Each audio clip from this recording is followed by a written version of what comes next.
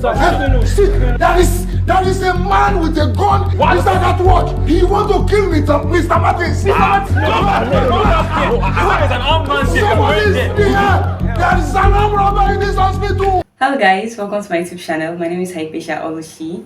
On this channel I talk about faith, lifestyle and gospel movie review. If you're new to this channel, thanks for stopping by. And if you're a returning subscriber, thanks for coming back.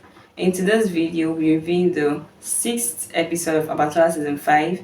We saw the rundown of activities that played out in the movie. We saw how the hospital scene turned out, the scenes that happened before the hospital scene, where Rambo got the clothes from the Baba and was called by the Grandmaster to go and eliminate the Mother of Light's family. And they didn't really show us what really happened in the hospital scene until later in the movie, towards the end of the movie. Then we saw Akin celebrating his daughter's birthday with his wife, and his daughter making the birthday speech of thanksgiving to God for bringing her parents back together.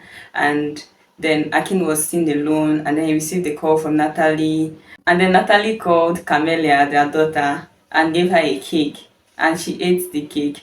And while that whole scene was just going on, I was just wondering, like, why? How is she eating this cake? Why did she collect the cake from a total stranger and then she's eating the cake? Like, didn't her parents tell her not to eat things from strangers? Didn't her parents tell her that if you collect things from people you don't know, bring it to me first before you eat it? Because I was really surprised that the little girl had to like eat the cake after collecting the cake. It was her birthday, for crying out loud. She had a birthday cake. She cut her birthday cake. So why would she eat a cake from a stranger? Like, it's not like they put the cake in her mouth. Like, she's on her hand and ate the cake, and I just didn't like that scene at all. Hi, Camilla.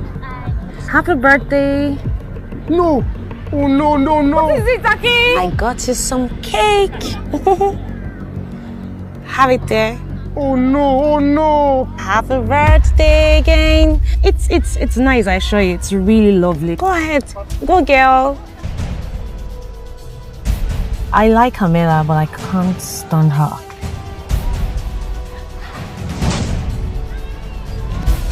We also saw how Baba Gwenro had a dream where he was expecting visitors and they were madmen, and then he told his wife that she should cook for the visitor, and then when the visitor came, he said they are many and they are hungry, and they were just shouting, and the woman was just shouting, "The blood of Jesus." After that whole thing, he got up, he woke up, and it was a dream. And then we saw how Mama Gwenro was answering a call from Chief Sonia, and she handed the phone over to her husband. So Chief Sonia asked Baba Gwenro to help him contact Dele's father, who is a lawyer, and Gwenro to help him, plead his case. And then we saw Officer Gabriel revealing things about herself that we didn't know. How she had the first husband who died and the second husband who died, and her son is being bullied at school because of his speech impediment. And we could see that all her actions, it's coming from a place of hurt and anger.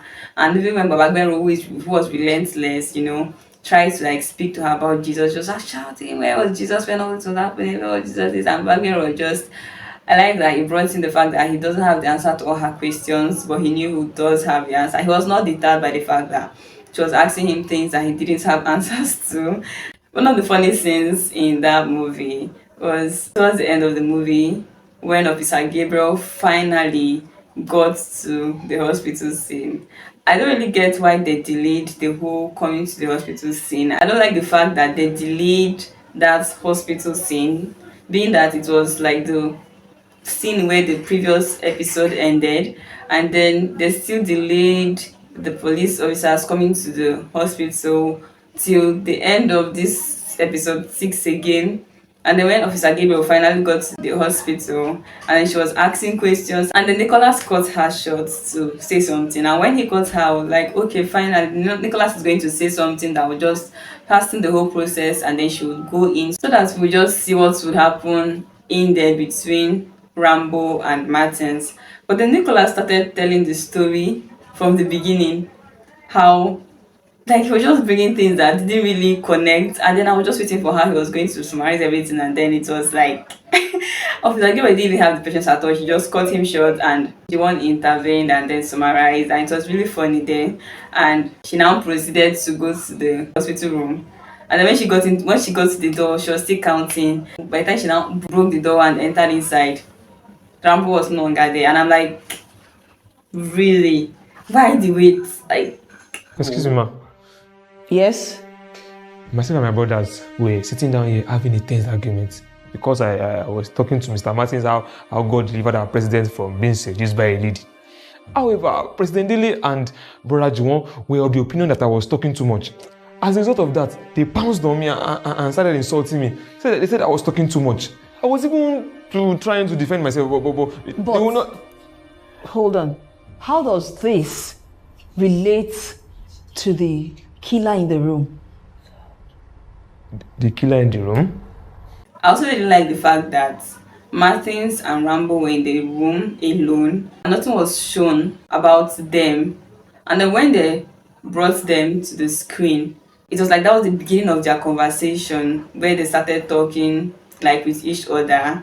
What was going on between Rambo and Martins all the while from the beginning of the movie up to the point where they now finally showed them, and it was like they were starting their conversation afresh. I didn't quite like that part of the movie. My greatest lesson in this 6th episode is captured in the scene where Akin's mother called him and asked after her granddaughter.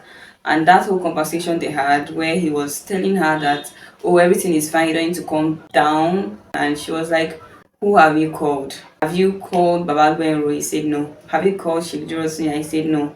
He said, where is your wife? He said she's with the doctor. And then he said, so you want to bear the whole problem on your shoulder, you want to carry everything alone. And that was really so profound. In the midst of trials, in the midst of temptations, you should learn to call on people, learn to call on elders, inform people, call on people like to pray with you, to let them know what's going on, to seek guidance, to seek counsel. You don't just fight alone. Don't fight alone. When things like that come at you that you are unsure of what to do, you don't know how to handle it, and it's just overwhelming, and you're just sitting down there, instead of just wallowing in that self-defeat or thought of, oh, what am I going to do next? Call an elder, call a friend, call someone you know has the stamina to be of help to you, to pray with you, to join faith with yours to achieve victory. Okay guys, thanks for watching this video. If you haven't subscribed to my channel yet, what are you waiting for? Kindly subscribe to this channel, like this video and share it. You can also check out my YouTube page for other movie reviews and edifying content.